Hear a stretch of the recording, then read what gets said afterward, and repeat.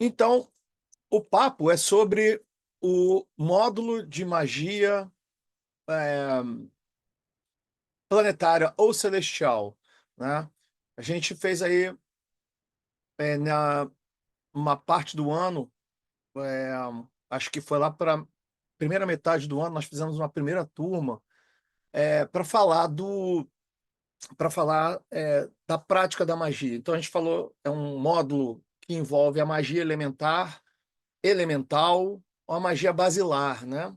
E esta magia, de acordo com a tradição que nos foi passada, né, que foi assimilada, é uma magia que é uma magia iniciática, né? É uma magia iniciática, já numa geração de magia iniciática. Porque a magia ela vai passar por esse conhecimento mágico, esse conhecimento de magia, né? Porque você fala mágico parece truque, né?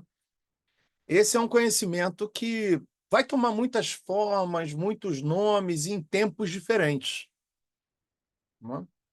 Mas na Idade Média a magia ganhou esse essa essa pegada, né, de ser uma magia cerimonial, invocatória, né, de seres de outra dimensão e, obviamente, com o domínio da linguagem cristã, né? Então alguém fazia rituais para dominar demônios ou invocar demônios em busca de favores. Então isso já é muito antigo. Fazer magia de barganha, né? Isso é muito antigo. Então, só que a pessoa que opera a magia, né, ela precisa ter um mínimo de preparação. Hoje, nós estamos vivendo um momento em que você adquire cursos de magia, né, como esse aqui, por exemplo, né, que te promete ensinar uma técnica que você vai conseguir fazer a magia. Então, às vezes a gente fica pensando, ah, então vou contratar o que você nunca estudou, nunca se envolveu, não teve um chamado interno, dando um exemplo, né? Você compra um livro porque naquele momento você estava no momento da sua vida e que você pensou assim, porra, cara, ficar rezando não resolve. Eu quero aprender a manipular as forças sobrenaturais. E como essa linguagem é uma linguagem simbólica que vai permear diversas camadas do ser e dos interesses humanos, você vai ser fisgado por esta promessa de poder ou pela promessa de um fenômeno. E boa parte das pessoas que vão por causa disso vão adquirir, tal como adquire um livro e não lê. Agora mesmo, quem está me lendo, me ouvindo, vai lembrar de algum livro que tem guardado, que comprou por causa da capa ou do assunto e está lá guardado e não foi lido, ou não foi lido adequadamente, não foi estudado. Então, magia é desses assuntos que precisa de um preparo. Se você for consultar é, as religiões brasileiras de matriz africana, não há um curso que vai te formar em pai de santo, por exemplo, de qualquer designação afro, né, matriz africana, nenhum curso vai te formar. Por quê? Porque não é só fazer o curso e saber. Você poderia pegar todos os livros, ler, você poderia ficar lá frequentando, aprender, poderia ver os cursos num canal de uma pessoa doutorada, de uma pessoa experienciada, saber muito do assunto, e ainda assim isso não lhe faria um sacerdote daquele culto, correto? Você não consegue estudar sozinho e se tornar um padre para celebrar um casamento e administrar os sacramentos, que é disso que se trata, né? De ter um vínculo. Então, magia acaba caindo na popularidade porque o assunto se tornou popular no século XX, ficou popular e saiu do domínio daquele centro mais reservado de pesquisadores no meio científico, porque cientistas, biólogos, antropólogos, cientistas do século XIX, século XVIII, estavam debruçados sobre o fenômeno do ocultismo e da magia, iniciados, cientistas iniciados, porque tem as misturas, né? Tem religiosos que são iniciados também nos grupos esotéricos e ordens iniciáticas, principalmente século XVII, né? Você tem os egressos, né, das religiões. O cara era padre, o cara era, sei lá, como Eliphas Levi, ex-abade. Geralmente fala, não, o abade Eliphas Levi, ele foi e se afastou, né?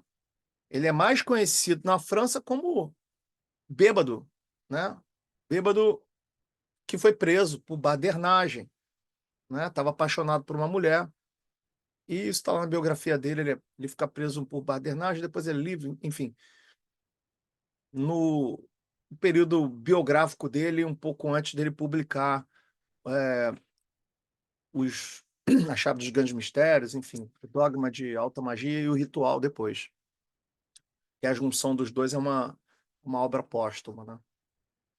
Então, essas pessoas que estão olhando esse fenômeno, elas têm um preparo, elas trazem uma bagagem tal que, para o momento em que elas olham para aquele fenômeno, elas estão tentando trazer para o mundo que elas estão preocupadas em alimentar ou trazer ou responder um problema, né?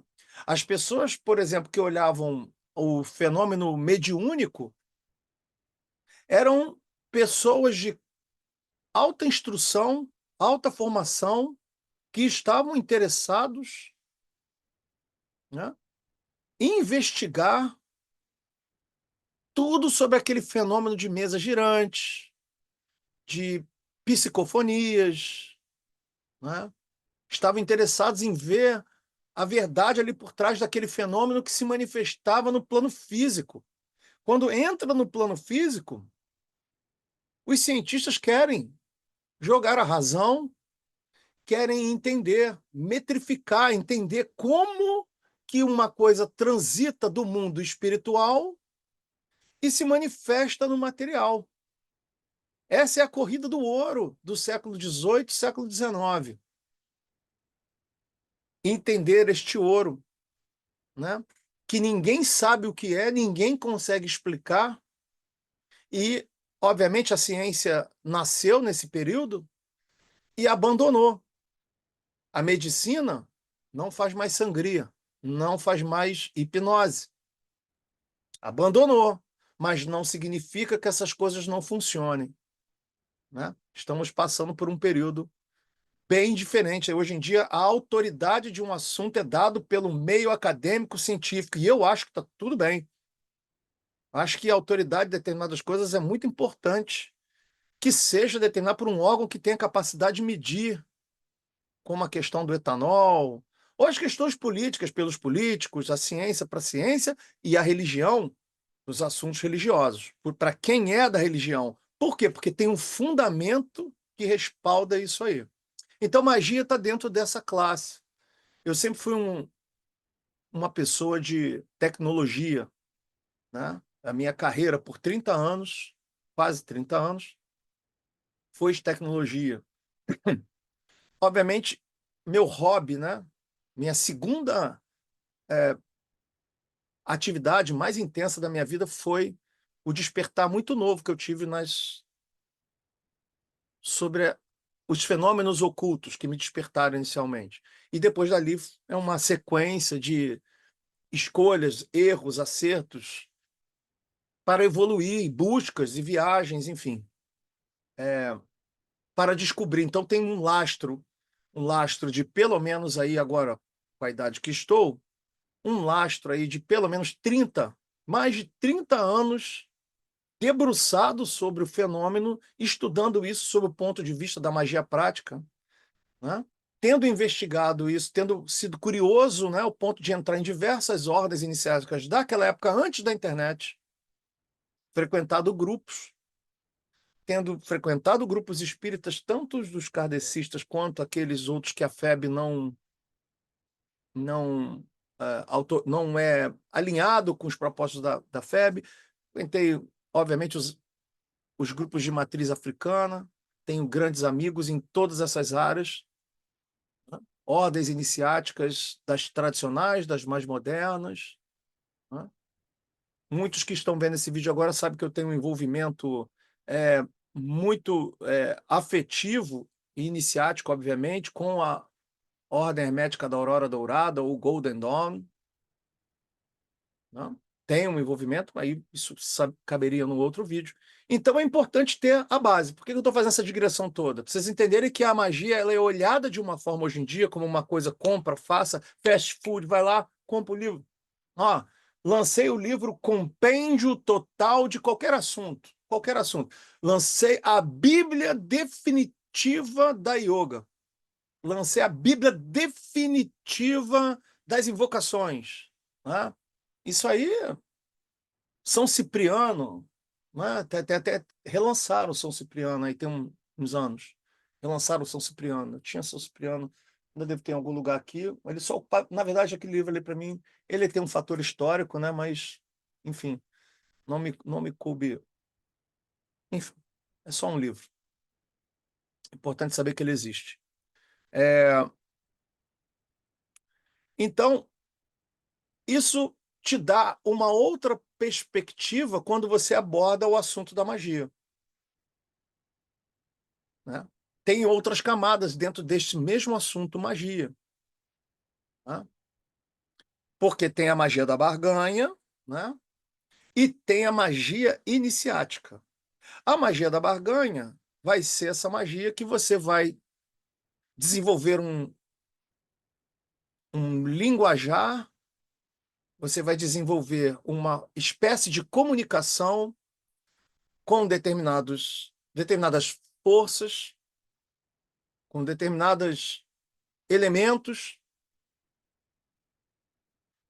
que podem existir ou não, isso já está desde já, porque existir do ponto de vista físico, como essa lapiseira, né? Porque o meu sentido pode tocar e olhar ela, né? Posso cheirar, posso ouvir ela batendo aqui no ouvido, né? Mas ela, mas também as ideias que eu tenho me influenciam tanto quanto essa lapiseira. E por causa de um medo, por exemplo, né? Eu posso desmaiar, posso ter dor de barriga. Uma ideia é tão real quanto uma caneta. Uma onda de calor é tão real quanto uma caneta, quanto um copo, qualquer outro objeto.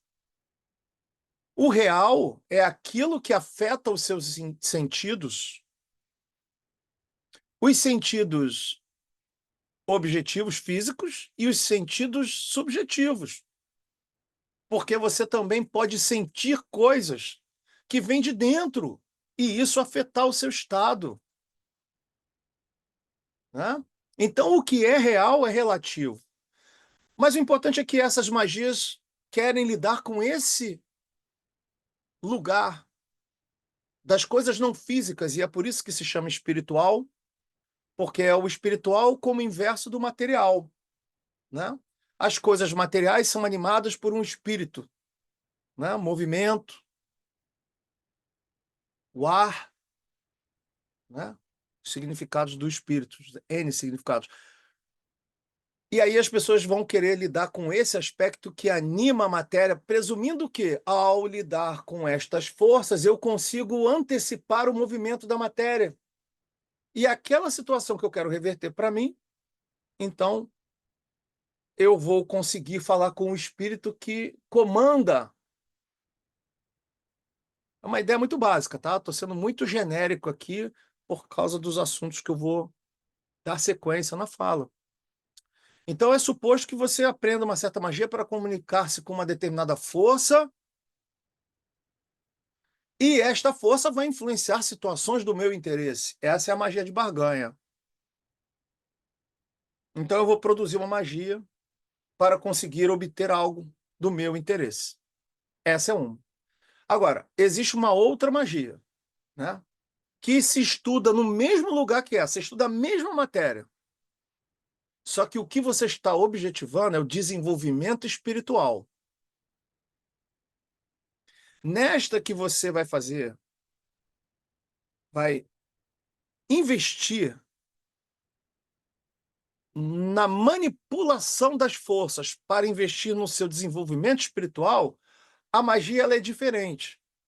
A barganha não é algo que você possa oferecer para a força, como num trabalho desses que se faz uma oferenda, numa simpatia que você oferece alguma coisa para aquilo que você está pedindo, para em troca receber algo, né? Esta magia, ela vai ser você usando estas forças para combater suas sombras, colocadas, obviamente, nesse ponto de vista, olhando vocês aqui, sombra ali, né, sem ser junguiano, né? Lidar com as suas sombras e suplantá-las ao ponto de que agora você desperte uma espiritualidade superior e possa viver sua vida, né, na melhor versão de si que você tem, né? Veja, vocês nasceram e foram inseridos na cultura do seu tempo, mas há, em magia, né, a premissa de que há um espírito que anima, né, que do qual originamos, né, melhor dizendo assim, que existe não é exatamente um espírito, acho que a palavra até não caberia, mas existe um princípio individual no qual você participa dessa criação de maneira completa, alinhada com a natureza e com a sua própria natureza. Ou seja, se nós estamos conectados com a natureza, e os doutores é que digam se ela é divina ou se ela é infernal, se você estiver alinhado com a sua natureza, o seu propósito de vida está sendo realizado. E existe uma chance verdadeira aí de uma real felicidade. Porque não vai ser nenhuma felicidade relacionada a atender às demandas da sociedade. Ok?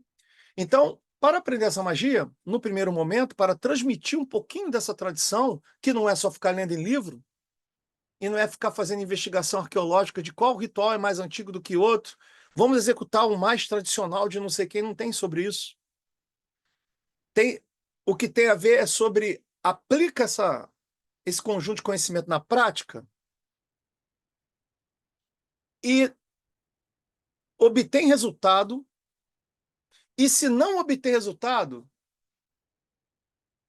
busca solucionar, busca entender, busca aplicar outros fatores, outros ajustes dentro, obviamente, daquele conjunto de fundamentos que você recebeu. Então, sobre aquela questão de você ser formado pai de santo por um curso, não faz o menor sentido. Você não vai se transformar em yogi num workshop de final de semana, né? É preciso se debruçar sobre a matéria, ficar nela ali com ônus e bônus, abraçar seus demônios, né?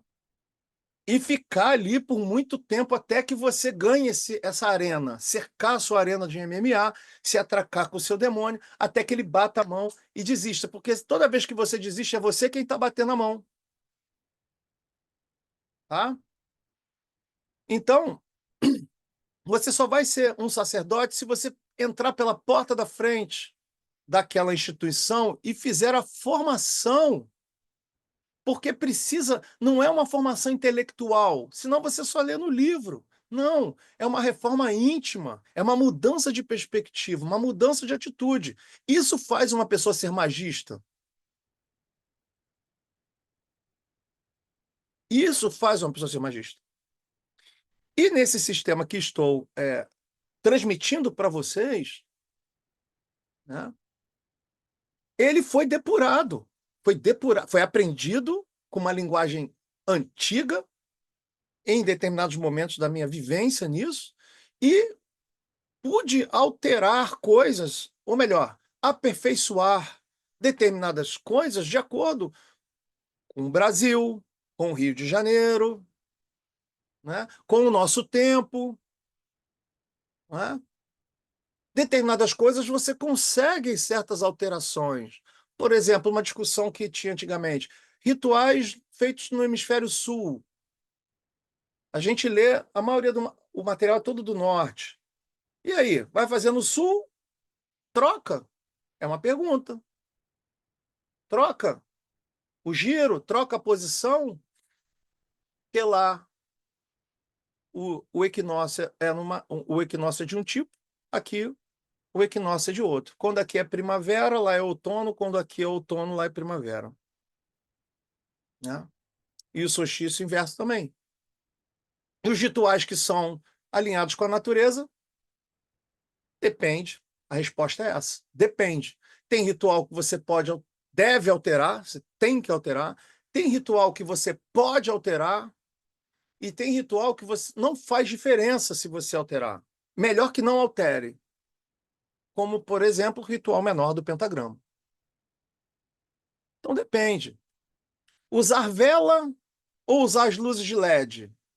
Né? O cara vai lá no templo, aí chega lá, tem uma velhinha lá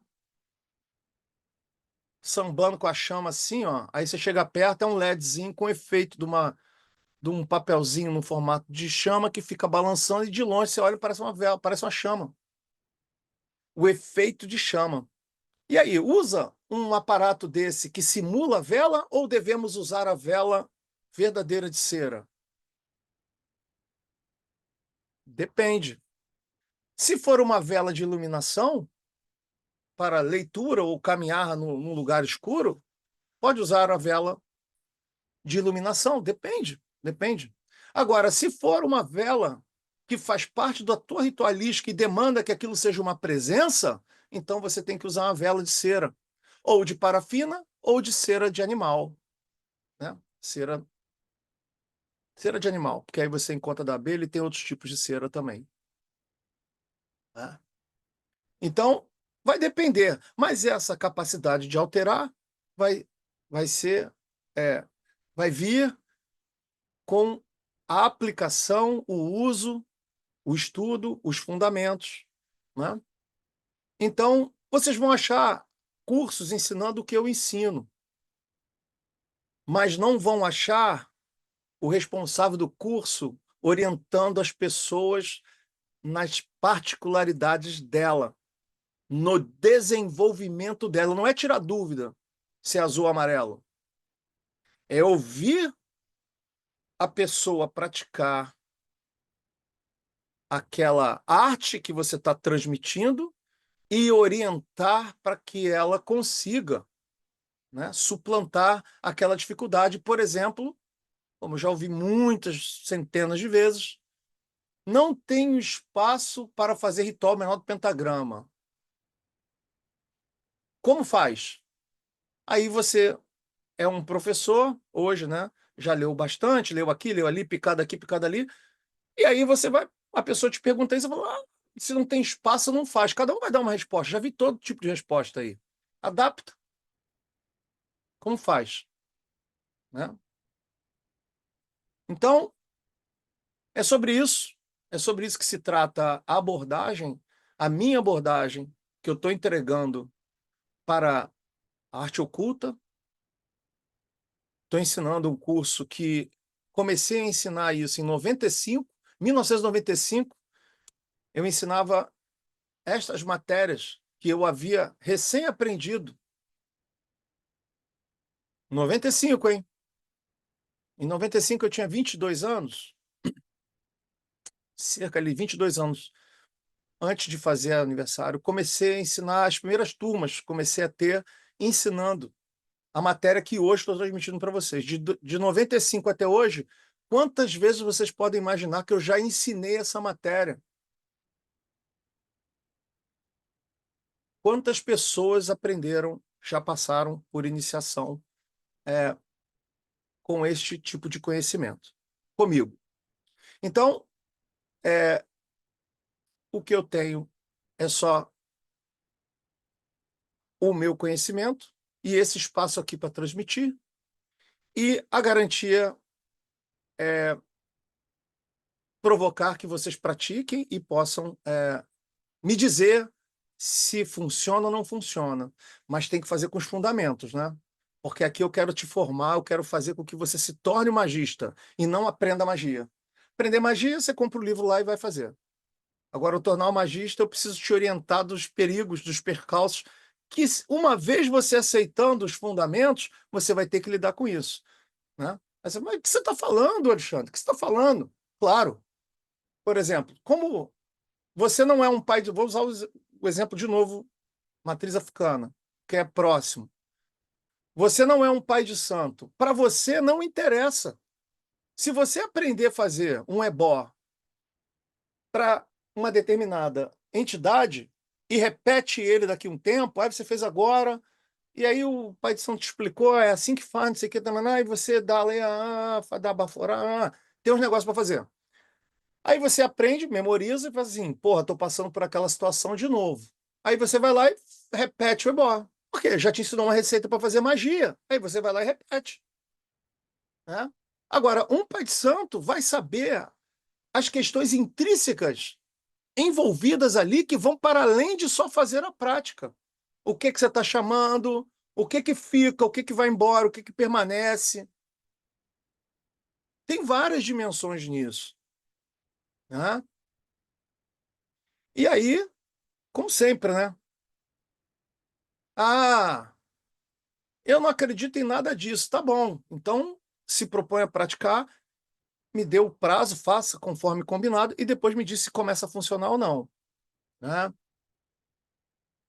Fez o trabalho do ebola, fez um trabalho desse de matriz africana, deu ruim, alguma coisa começou a dar errado na tua vida, você tem que procurar a pessoa que te mandou fazer o trabalho. Do contrário, você vai ter que achar uma pessoa que possa suplantar aquele trabalho ou te orientar ali. É que nem o carro, fabricante do carro é um, quando você precisa, depois de um tempo, você tem que ir lá na oficina do cara ali perto da tua casa, que, enfim, porque é perto, ou porque é mais barato, ou porque já saiu da garantia, e você leva numa outra oficina, né? Aí alguém vai ter que dar a solução, alguém vai ter que vir alguém daquela oficina que entenda daquele modelo ali, né? E possa ter uma autoridade para tratar daquele teu problema tanto quanto o cara originalmente fez. Então tem todas essas colocações. Dado isto, então nós fizemos um curso sobre fundamentos de magia. É, e ali nos fundamentos a gente teve que falar dessas camadas. A camada da barganha, ela aparece. É inevitável que você, aprendendo a lidar com os espíritos, não aprenda também a pedir coisas para eles, porque você vai aprender a, a, a entrar em contato e com as práticas você vai ganhando autoridade. Sem autoridade, os espíritos não respeitam, eles nem te ouvem, não se mobilizam, porque não vê relevância de quem está sendo chamado, né? É, pode olhar na literatura o que eu estou falando, estou no ombro dos antigos que escreveram isso, né? Não é porque você... E tem outra, né, também, né? Tem alguns sistemas que você tem que falar na língua original do espírito. Tem sistemas de espíritos, tem grupos de espíritos, grupos de seres, melhor dizendo, que só atendem se você tiver autoridade e falar na língua deles. Você tem que saber o que vai falar na língua deles, inclusive. Não é só saber a língua. Né? Então vou fazer o curso de Yorubá. Vou comprar o livro do... que agora não vejo aqui o nome, eu não sei. Não sei. Aprende os cantos dos orixás e soca, vai lá, vai se relacionar, né? Faça você mesmo, vai lá e fala você com o orixá. Não vai funcionar, não vai funcionar. Mas, se você for respondido, se preocupe. Porque se você não é do movimento, você não está iniciado, você não está orientado por alguém daquela religião, daquele grupo, e a entidade respondeu, pode não ser a entidade. E é aí que é o ponto do plano astral que eu entro nesse curso, que eu chamo a atenção de todo mundo. O plano astral é um plano, é uma dimensão, é um local, dê o nome que for, que tudo pode ser enganado, tudo pode ser reproduzido. Pode aparecer guia que não é guia, e aparece. Mestre que não é mestre.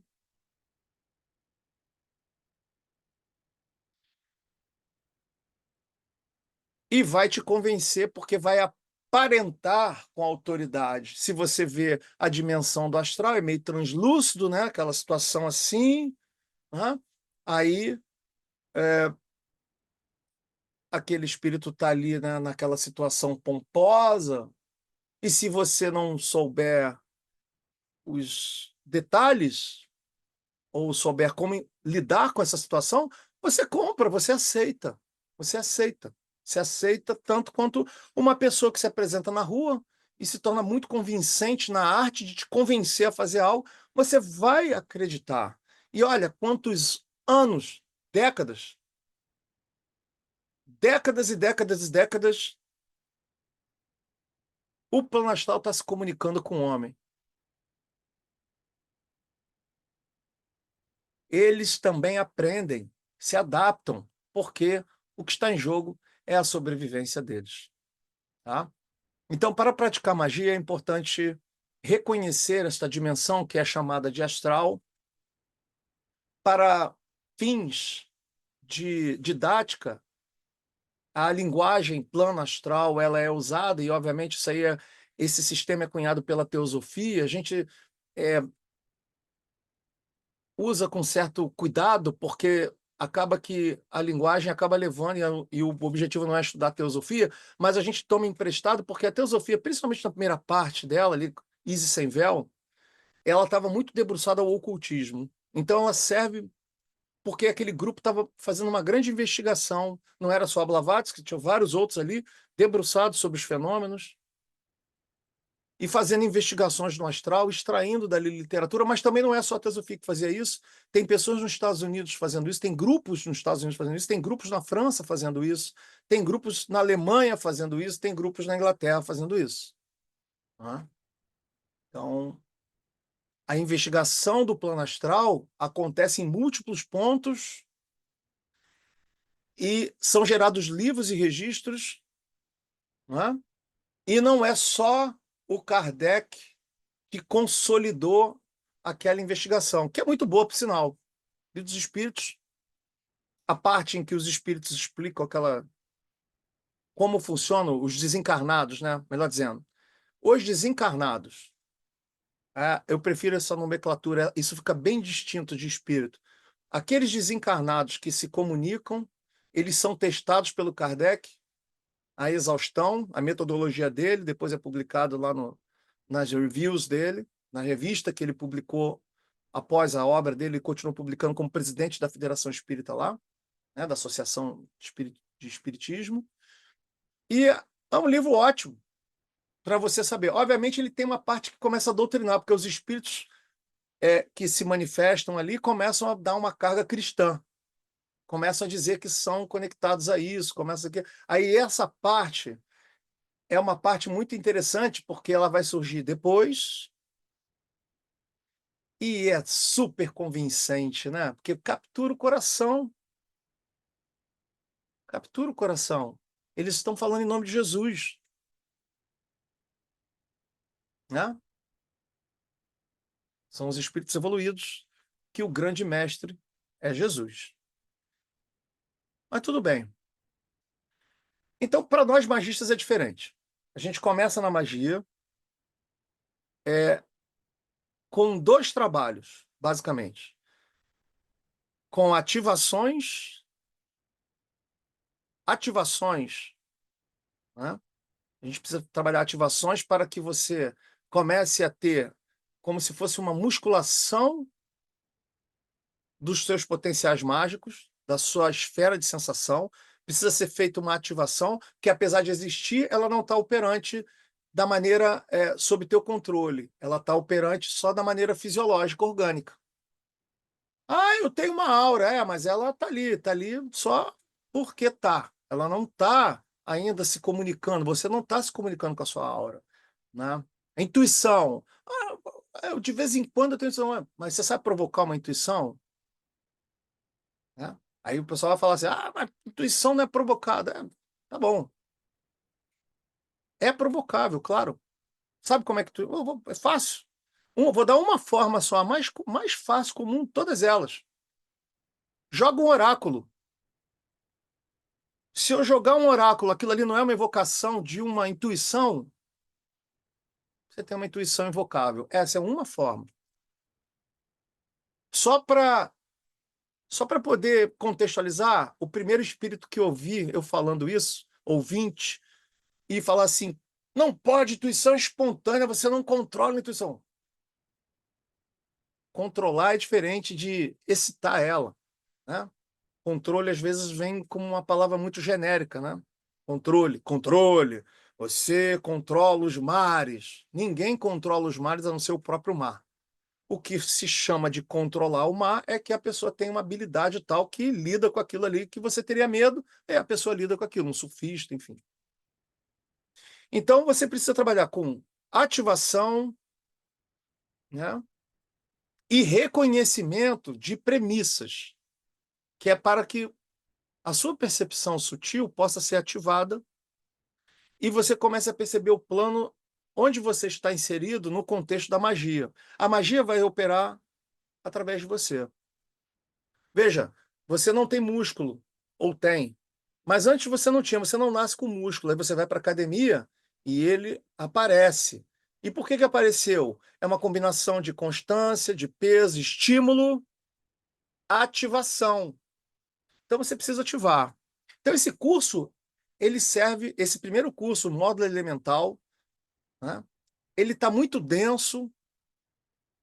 Vocês vão ver o link em algum lugar aqui no vídeo, ou aqui embaixo, vai ter algum lugar. Ele está muito denso, porque foi o primeiro e tinha-se essa preocupação do tempo, se vai dar, se não vai dar, e como tinha um registro muito grande, as aulas começavam 9 da manhã e até 1 da tarde, às vezes 2 da tarde, todo mundo foi respondido, todas as dúvidas, no privado, durante as aulas ao vivo, foram respondidas todas as questões, né? Agradeço a todo mundo que colaborou, corrigindo alguma falha na hora da fala, né? Às vezes alguma os slides também tinha alguma falha, alguma coisinha ou outra, mas está tudo consertado com os avisos, né? Apostila também, feedback que teve, até porque é a primeira vez que eu estou pagando o preço, né? De na hora da exposição descobrir como é a melhor didática para entregar esse conteúdo.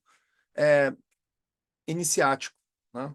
E aí eu tomei a decisão de ensinar para quem está em casa usando, obviamente, o canal aí da internet, porque na minha época, você só aprendia se você entrasse em contato por correspondência escrita, né, carta, não existia internet ainda, né, e ou frequentando o local, né. Geralmente a carta te indicava um grupo, um local para você frequentar, para você ter uma troca ali, presencial.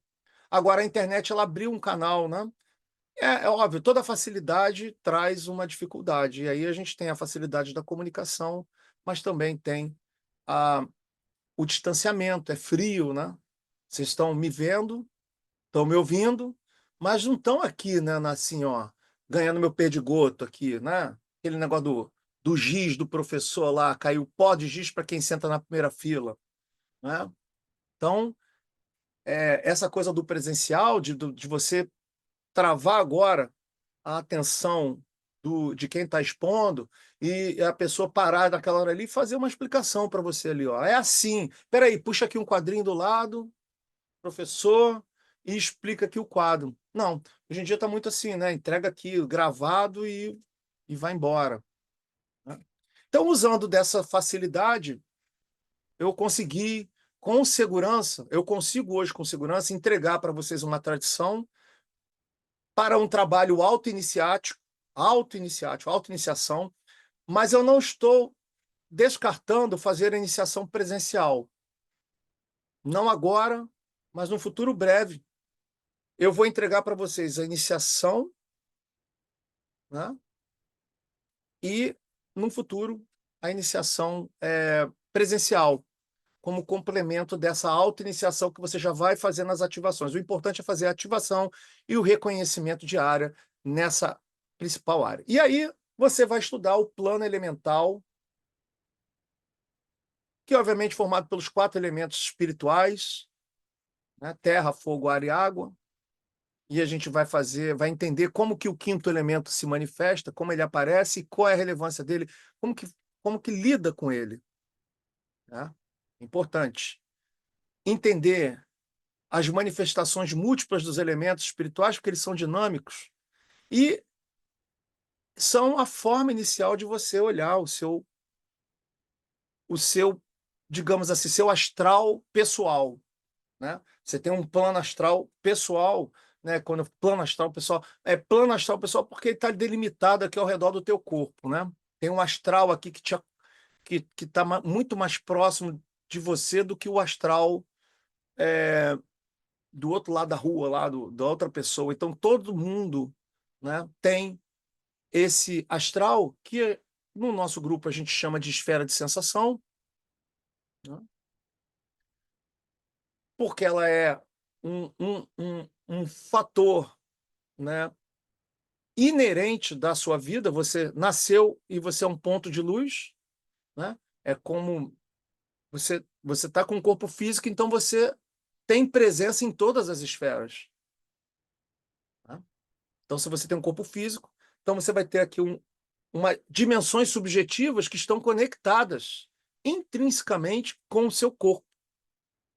A sua consciência está projetada nesse corpo, mas não significa que a sua consciência é o todo. Então, fica aqui o trabalho desse transmissor aqui, né? Ensinar a vocês a ter a percepção além. Então, isso é feito pelos 4 elementos, inicialmente, seguindo uma forte referência à Cabala. A Cabala é realmente uma ferramenta prática totalmente utilizada nesse curso, apesar dela não ser revelada no primeiro módulo. Mas são 4 elementos que são ativados para que a gente entenda o trabalho. E a transição é muito importante porque você começa com 3 elementos, entende que eles são 4 elementos, e quando ele vira 5 elementos, você tem as condições ideais para dar o próximo passo. Então, nós aprendemos lá como trabalhar com estátuas, como trabalhar os rituais, menor do pentagrama, maior do pentagrama, né? Trabalhamos lidar com as entidades, o que chamar, o que adaptar, fazer rituais específicos e genéricos dos elementos, a visitar em projeção lugares específicos para lidar com forças sutis. E veja, sempre protegendo vocês do astral e acessando planos superiores. Notem, eu não estou mandando ninguém fazer projeção astral, sair ali no astral. Não que não aconteça. Se acontecer, será espontâneo. E se for espontâneo, se estudou, se aprendeu o que eu ensinei, vai saber lidar. Não tem problema. Ali você roteia o que você vai fazer, vai. Até porque não há muita coisa curiosa, não há muito aprendizado nesse plano astral médio-baixo. Não tem. Você tem que procurar essas regiões mais superiores. E ali no próprio curso é dado esse caminho dessa conexão com essas dimensões mais sutis, acima do plano astral médio, desses que têm os desencarnados, né? E aí a transição é feita na árvore da vida, né? Olhando o mapa da árvore, não na árvore da vida, mas olhando a árvore da vida. E eu não sei, acho que para esse vídeo não vai dar para botar uma aqui, não sei se o nosso querido Joel conseguir botar uma árvore da vida aqui nessa lateral, vai ser útil para entender que a gente está fazendo um caminho ali que representa o início daquela primeira esfera chamada Malkuth, né? E, obviamente, o próximo elemento é o ar, na Sefira Yesod, né? Terra em Malkuth, que é o reino, Yesod, fundamento. Subindo mais uma, a gente vai para Hod, que é relacionada à água.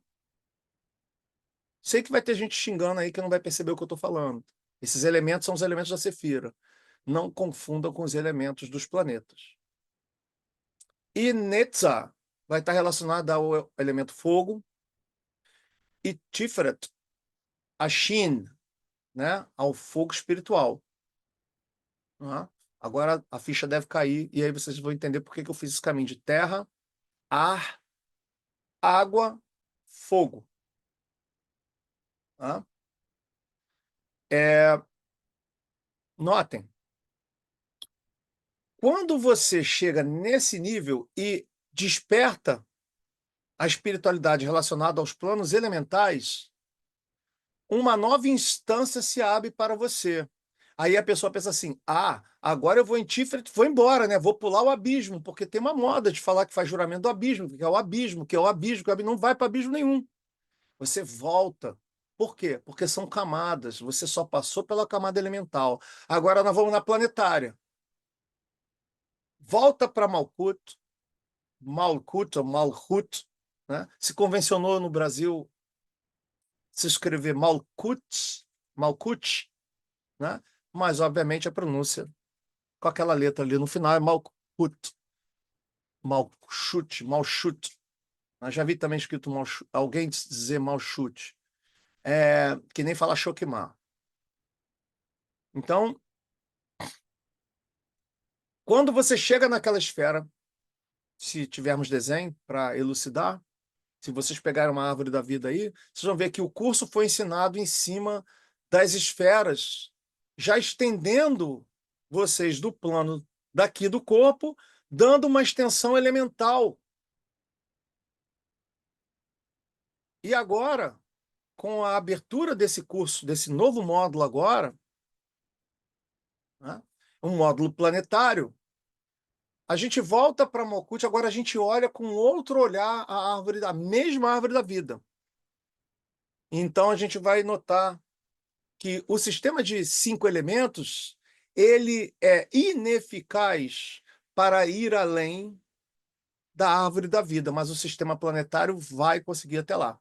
Mas para isso a gente aprende o sistema de magia, né? O linguajar da magia planetária, que vai nos dar a possibilidade da barganha, de fazer magias para conseguir o que se deseja, né? Para conseguir cura, para conseguir emprego, conseguir dinheiro, enfim, prosperidade, melhoria de vida, consertar alguma situação, obviamente dentro da capacidade da magia, do mundo espiritual, né, do mundo subjetivo, das forças que estão no mundo subjetivo, na capacidade, na medida que eles conseguem alterar os agentes do plano físico, situações e pessoas. É tudo que a gente faz magia para situações ou pessoas. Né? Dá para fazer magia para a cura de um pet? Pode. Pode. Mas lembre-se, né, que uma magia para um pet, ela, quando o receptor ele não coaduna com os princípios, ele não absorve. Né? Ele não absorve. Então, quando você faz a magia para alguém que não está sabendo, é, é a tua volição que vai impor nele aquela magia que você está fazendo.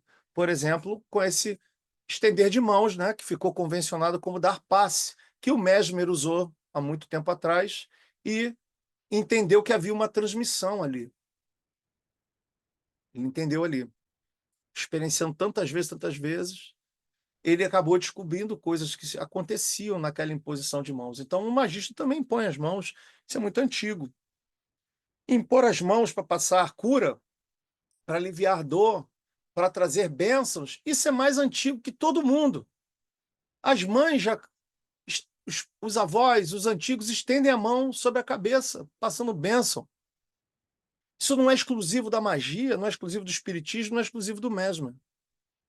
Estender a mão e passar, às vezes, um sentimento de tchau. Né? Então, a transição do plano elemental é crucial para o desenvolvimento do magista, porque se ele fica interrompido no plano elemental, ele fica por muito tempo sujeito a este lugar chamado plano astral, onde ficam os desencarnados. Nesse período, pode-se desenvolver algum tipo de despertar algum tipo de mediunidade. Se alguém já tiver isto, saiba que com as práticas isso vai ser reduzido, isso vai ficar sob controle, né? Não vai ficar desenfreado. Não existe médio de nascença, existe mediunidade espontânea, acidental. Ah, eu sou médio de nascença. Não, não tem criança. Não, esquece. Você tem a faculdade mediúnica, chamada mediúnica, né? Ela recebeu esse nome a partir do Kardec. Mas ela não é. Isso já acontece antes, não foi Kardec que inventou a mediunidade. Isso é o que já ocorria. Né? Só que antes era possuído. Né? Manicômio, maluca, tinha outros nomes. Uma pessoa que alterava-se da sua personalidade normal e começava a se expressar como outro. Então, isso que chamam de mediunidade, né, pode ser despertado com os exercícios e práticas que recomendo no curso, mas serão todas, que se ocorrerem, estarão todas sob controle. Não terá prejuízo. Né? Não terá prejuízo. Porque a prática não é para esse tipo de comunicação. Então, é um microfone restrito, né? Um microfone restrito. Você vai ligar esse microfone, vai ver se ele está funcionando. Pode até ser que apareça uma vozinha falando nele, oh, oi, oi. Mas não é esse aqui. Aí logo, logo você vai mostrar que esse microfone ele não é para pegar aqui, ele é direcional para pegar ali. Aí você vai aprender a apontar esse microfone para outro lugar, para ele captar um outro tipo de sintonia, né? A sintonia do rádio. Lembra? Que hoje em dia a gente só aperta o botão para lá e para cá, mas antigamente era um transistor assim, ó, você ficava girando o botão para sintonizar nas ondas curtas, ondas médias e ondas altas, o HF, né? AM até o HF, você podia sintonizar e começar a ouvir vozes de uma determinada frequência que tem um transmissor, parece coisa do demônio, né? Sair voz numa caixa. Imagina quando inventaram o rádio, né? Então, o rádio é uma invenção de uma forma de captar, né, vozes que vêm do além, além do físico.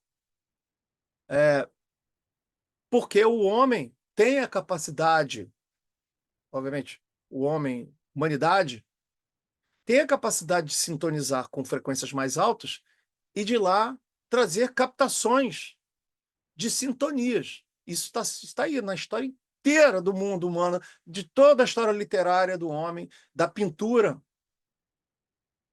É óbvio que vai ter uma discussão lá dentro se essas dimensões são dentro, são fora. Mas aí não importa. Para o fenômeno, ele se manifestando é o que vai importar. E se tiver utilidade o conteúdo manifesto, já serviu. Já serviu. Agora, não adianta vir com blá blá blá, né? Ah, porque tem que ser muito caridoso, porque tem que ser muito bom, porque você tem que ser uma pessoa mais comedida, né? Use protetor solar, beba muita água, né? Esse tipo de mensagem não é uma mensagem que vá trazer nenhum desenvolvimento espiritual. Então, meus amigos, esse vídeo aí é um introdutório, é um vídeo que a gente quis fazer aqui para anunciar a nossa escola, né? Que está com esses 2 cursos aí na plataforma. O link vai estar passando em algum lugar desse vídeo, desse corte. Eu não sei como o produtor vai fazer. É de coração, é, é um trabalho de coração. A biblioteca e o conhecimento aqui tá grande aqui, dá com não fiz isso nos anos iniciais. Fiz isso de uma maneira bem óbvia, né? Ensinei, mas não com exposição de internet. Essa é a primeira vez. As primeiras vezes que vocês estão vendo eu as minhas manifestações, sempre fui muito retido nisso, porque sempre mantive um sentimento, e tenho até hoje esse sentimento, de que eu não sei tudo, é um fenômeno ainda em investigação, as coisas podem ser alteradas, aquilo que se acredita pode não ser bem assim, né? Não é porque nunca teve terremoto que ele não vai acontecer, né? Depende do ciclo, tem várias coisas a serem observadas, né? Então não é porque algo nunca aconteceu que nunca vai acontecer naquele momento, né? Então, trazendo para vocês, mas agora com propriedade, né? Cheguei a alguns fundos, né, dessas tradições, dessas práticas. Cheguei a alguns lugares que me permitem agora trazer um pão. Eu não estou indo mais com a farinha. Eu já consigo trazer um pão e, tendo usado a receita dos antigos, consigo entregar um pão adaptado para você praticar na sua casa, praticar aí onde você estiver. Se você acessar a internet, começar a fazer o estudo comigo ali, você vai aprender onde você estiver, a fazer ritual onde quer que você esteja, a fazer as adaptações e as ativações importantes para o seu despertar. E aí o curso, ele primeiro módulo que vocês vão encontrar, ele tem a ver com a ativação básica, o curso para leigo, mas este módulo que está gravado, nós estamos planejando ver que melhorias a gente pode fazer nele. Mas esse módulo aqui, ele já entrega muita coisa condensada. Vários alunos fizeram contato, informando que estão revendo as aulas, e toda vez que vêm, aprendem mais uma coisa que foi dito ali e que ainda não foi assimilado. Então, vale a pena dar uma olhadinha lá. Acho que algum pedaço ou outro tem no nosso canal aqui, no canal do YouTube. Vocês vão ver um pedacinho da aula, vão ver o conteúdo, vão ver alguns cortes, tem respondendo perguntas, algumas coisas que a gente soltou, mas a gente tem mais material para ir soltando aí para dar degustação para vocês. Basicamente, a magia, ela, seguindo a árvore da vida, ela vai começar como elemental, ela vai para uma instância agora de, ó, lembre-se, 3 elementos, 4 elementos, que é 3 mais 1, 3 com 1 implícito, aí depois vira 4 elementos com 1 implícito, depois vira 5 elementos com 1 implícito e vira 6. 6 elementos, vira planetário, chaveou. 7 planetas. Aí, com 7 planetas, a gente chega até binar. Então, a gente consegue, com um sistema de magia planetário, aprender a barganha com essas inteligências e espíritos, no linguajar de magia planetária. Espírito e magia planetária não é como o espírito que a gente fala hoje, vulgarmente em qualquer lugar. Espírito, uma assombração, não, não. Espírito na magia planetária e inteligência, eles têm significados específicos. E aí a gente consegue fazer até binar, até Saturno, com a magia planetária. Ah, mas não tem os outros planetas? Tem, mas isso é um outro tipo de trabalho, que vai trabalhar os outros 3 planetas que foram descobertos depois, né? Foram confirmados depois, que é Netuno, Plutão e Urano. Não é uma magia astrológica ainda, é só planetária, e trabalha com os 7 anciões. Esses 7 anciões são desde a época da Babilônia. Isso não foi inventado agora no século XIX, não, tá? Esses potências, essa observação, né? Eles tinham já a visão desses luminares na época da Babilônia. Então tem um ensinamento dos antigos aí que não se alterou por causa da mudança geocêntrica para heliocêntrica, porque os antigos tinham aquela coisa da Terra ser o centro do universo, e eles estão vendo os luminares se mexendo no céu, eles se moviam mais rápido que os outros, eles tinham visões do céu e conseguiam fazer essa metrificação, né? Faziam por frestas, por várias maneiras de medir e marcar o céu e ver que aquelas luzes diferentes, cores diferentes, se movimentavam e voltavam para aquele lugar. Então, eles mapearam os 7 planetas, que na sequência dos dias da semana é Monday, né? Que é do inglês Monday, Lua. Lua, terça-feira, Marte, quarta-feira, Mercúrio, quinta-feira, Júpiter, sexta-feira, Vênus, sábado, Saturno e domingo, Sol. Né? E em inglês fica fácil alguns deles, que é Saturday.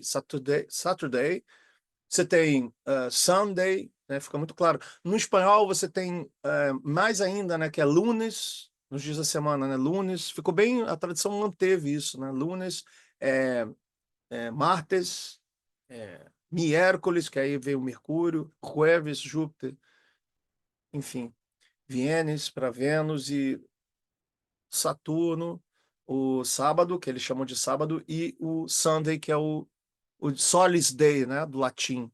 O espanhol também traz esse nome do latim.